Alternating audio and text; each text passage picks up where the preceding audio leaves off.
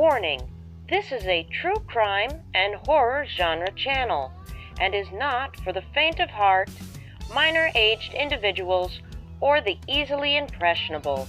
This video will contain details that some viewers may find highly disturbing. Viewer discretion is strongly advised. You have been warned. Hello, my most beloved and murderous horde. Welcome back. I am, of course, your mistress of murder, Sam Kempo, and you have all met my little companion, Charlie. Say hello, Charlie. Today, my horde, is a very special video in honor of Mother's Day. Mothers in societies are often seen as almost angelic deities, made only for nurturing the youngest of our generations and preparing them for the world ahead. And it almost seems to be unheard of for a mother to turn on her offspring in the worst ways possible. Now you see, that is where society and I have a very different opinion. For the mothers I'm about to list are anything but nurturing. Shall we begin? You know the drill by now, my lovelies.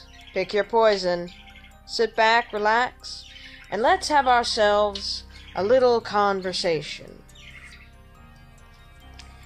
Our first on this list of 19 mothers who have decided to kill their offspring is a one Megan Huntsman.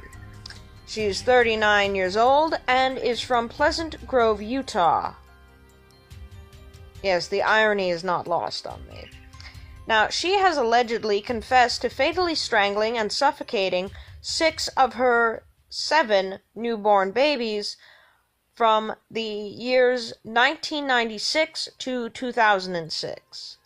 Now, acting on a tip from her estranged husband, police searched her home in April of 2014 and found 7 dead infants.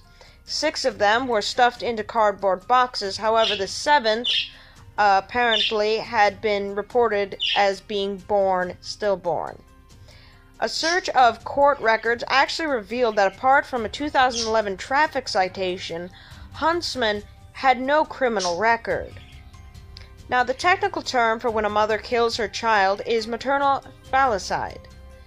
An estimated 200 women kill their children every year in the United States alone. Now, I'm using the term kill rather than murder because the latter has a legal meaning, and even mothers who deliberately kill their children are often found not guilty of murder by reason of insanity. That's not to say that postpartum depression isn't a form of insanity, or to basically say that it's no big deal. In fact, postpartum depression is quite a serious case and is often viewed as a more silent epidemic. But postpartum depression can happen to men as well.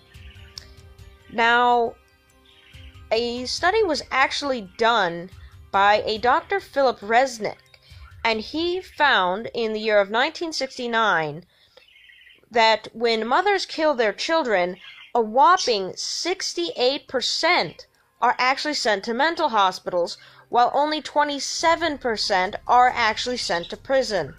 However, when fathers do the same, 72% actually go to prison, while only 14% are hospitalized. In 1997, a U.S. Department of Justice study found that children under the age of 8 are more likely to be killed by their mothers, while those who were 8 or older were more likely to be killed by their fathers. Now, throughout childhood, sons are actually more likely to be killed more often than our daughters. If you're looking for an example of female privilege, look no further. Number 18 is China Arnold. Now, in 2005, China Arnold of Daytona, Ohio, stuffed her 3-week-old daughter into a microwave oven and burned her to death after arguing with her boyfriend about the child's biological father. Yeah, I'm gonna move on from that one. That was disturbing even for me. Now, our next one is Kenesha Berry.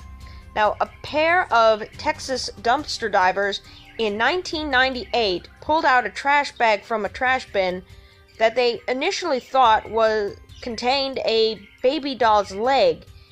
Instead, it was the corpse of the 4-day-old son of daycare worker Kenesha Berry. She had duct taped his mouth shut and stuffed him into a black plastic bag and tossed him in the bin, where he died of suffocation.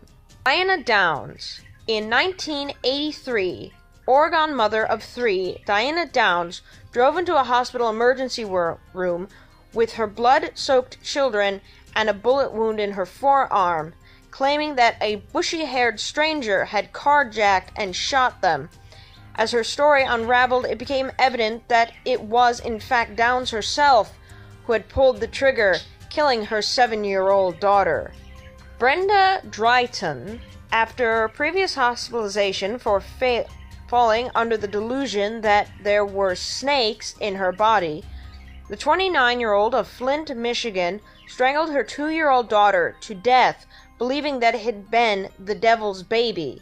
I wasn't aware we were living in Rosemary's Babies movie. Moving on. A decade earlier, her infant son had actually died of malnutrition and dehydration. Shaquan Dooley. A disturbingly common MO for mothers who kill their kids is to drive them into a body of water until they drowned.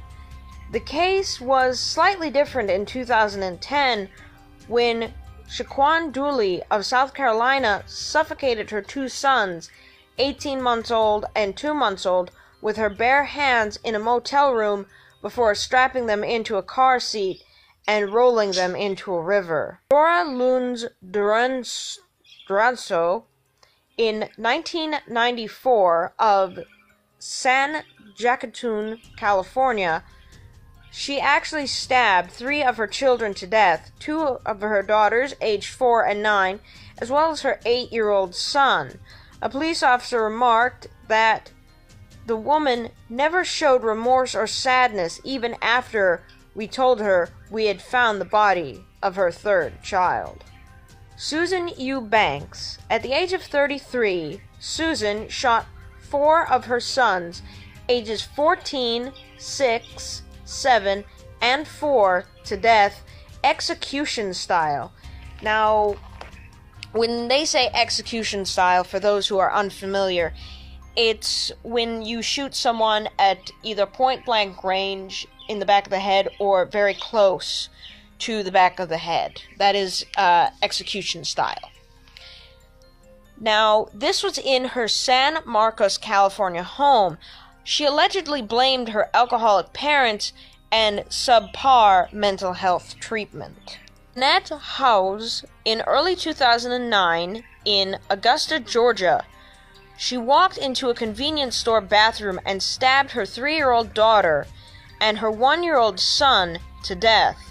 She, however, was found not guilty by reason of insanity. I'm not even going to comment. I don't trust myself to comment on that. Deborah Jenner Taylor.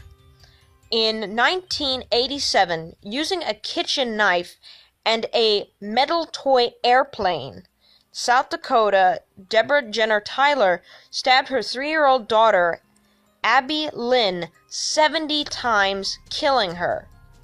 Now, Jenner Taylor claimed she had been working a lot and was under a lot of stress, and that her daughter had been acting very finicky.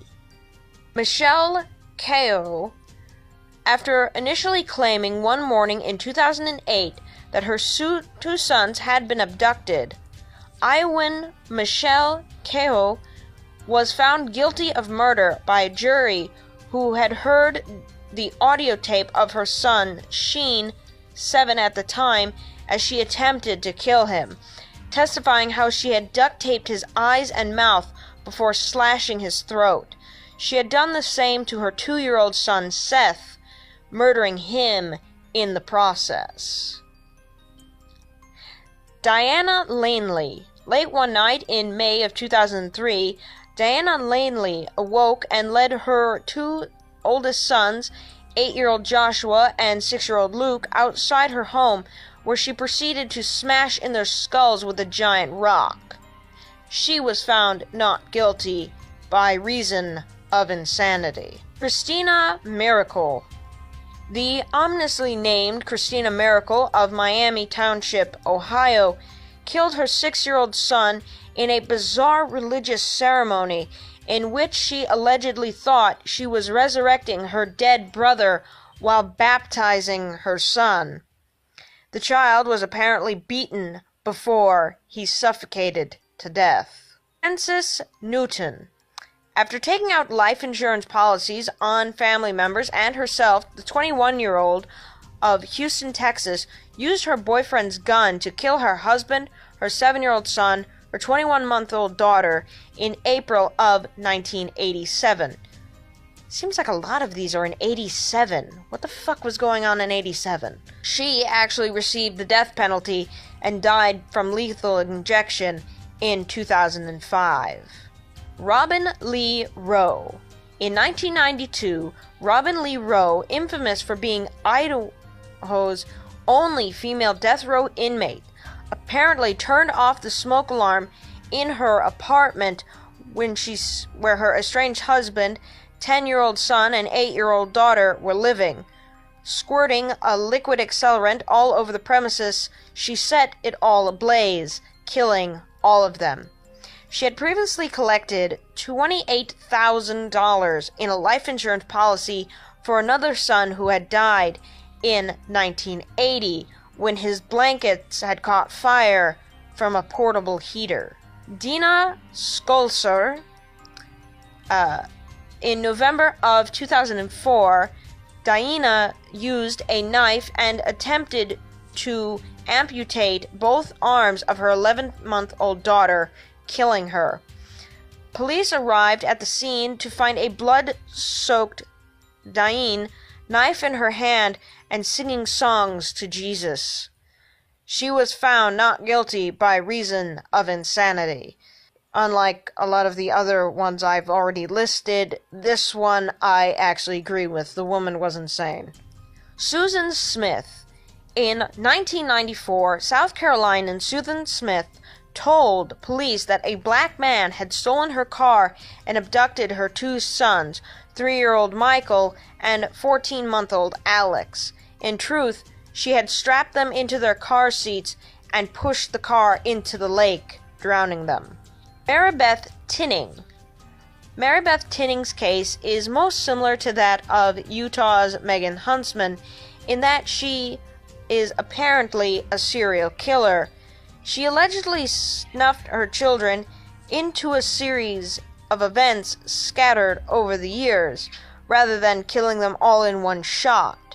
She oversaw the deaths of 9 of her children, one of whom was adopted during a 14-year stretch, ending in 1985.